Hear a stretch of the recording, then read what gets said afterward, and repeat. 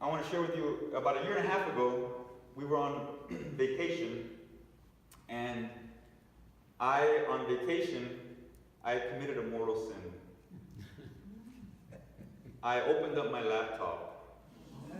On vacation, we were on a Caribbean cruise, and Pam said, "What are you doing? You don't work on vacation." And I said, "This is not work for me, this is play." I was writing the stories in Love's the Answer book. I was writing that book during vacation. It was just after the infamous political elections, and I was like, I'm not going to get into negativity. I'm going to get into positivity with Love's the Answer. So I was having great fun writing this story in the book.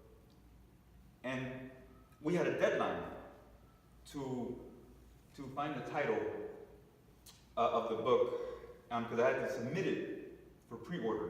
So we had a hard deadline, and that evening, Pam and I were discussing titles for the book. We had about 12 different titles, 5 principles, ancient principles, so many different titles. And at the 11th hour before the deadline, we said, let's go with Love's the Answer. I was not sure Love's the Answer was the correct title for the book. I had a lot of uncertainty. I had a lot of doubt in my mind. And the next day, it was a new day. We submitted the book for pre-order online. It was done. Love's the Answer was the title, even though I wasn't certain. And then we had a free day in Jamaica. The cruise ship stopped in Jamaica. We could do anything we wanted in Jamaica. We were so excited to go to Doctor's Cave. It's a world, I don't know if anybody's visited Jamaica, but they have a world-renowned snorkeling spot, Doctor's Cave. And they also have the Dunes Falls, so we were gonna go there. We were all so excited to go there. And when we went off the port, we got into a taxi minivan. All 5 of us got in there. He was going to take us to this world-renowned destination. Then the gentleman who was driving the taxi wasn't moving. Many minutes went by, like half an hour went by. I was thinking, what's going on? So I finally had the courage to go tell this Jamaican man, I said, are we going to go to this famous world-renowned snorkeling spot? He said, we need 7 people. We can't go with 5 people in the minibus.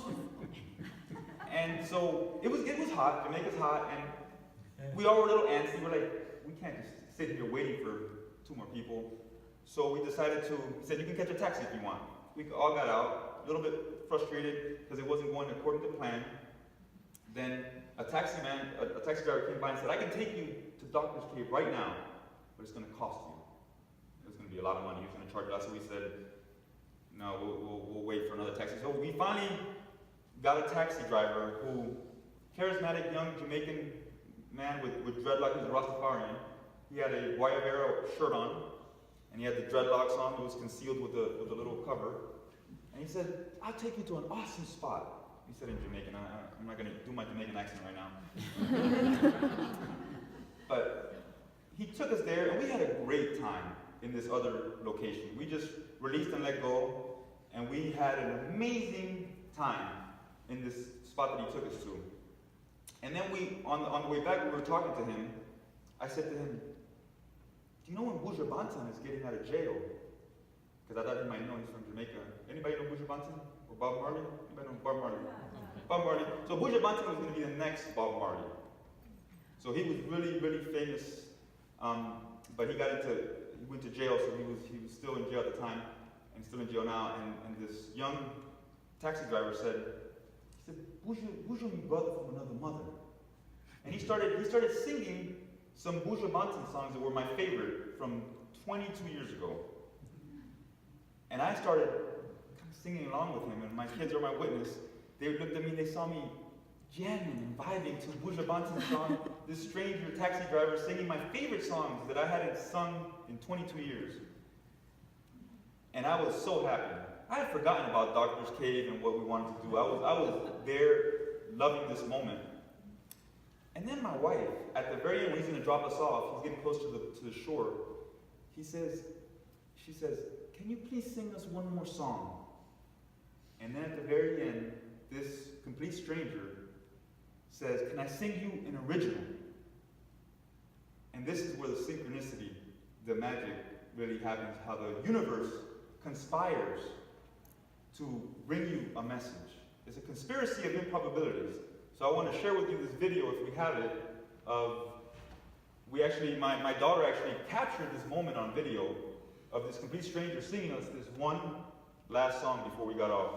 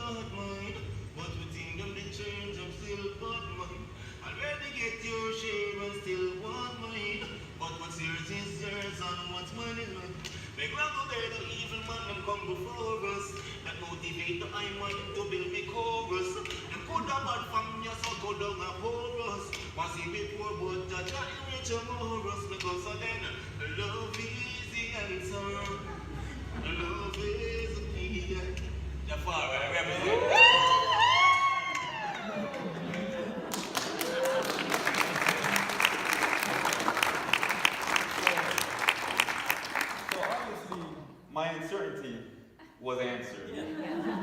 Love is the answer. We did choose the right title for the book. Now, isn't that incredible how that happened? How the universe just gives you the message in subtle ways, sometimes not so subtle. When we actually told the kids, because the kids didn't know what happened 24 hours prior, when we told them the deadline that we submitted this title to the book, they said, "No way. You're lying. You're pulling our leg. That didn't happen." But it's a true story, and I have some witnesses here.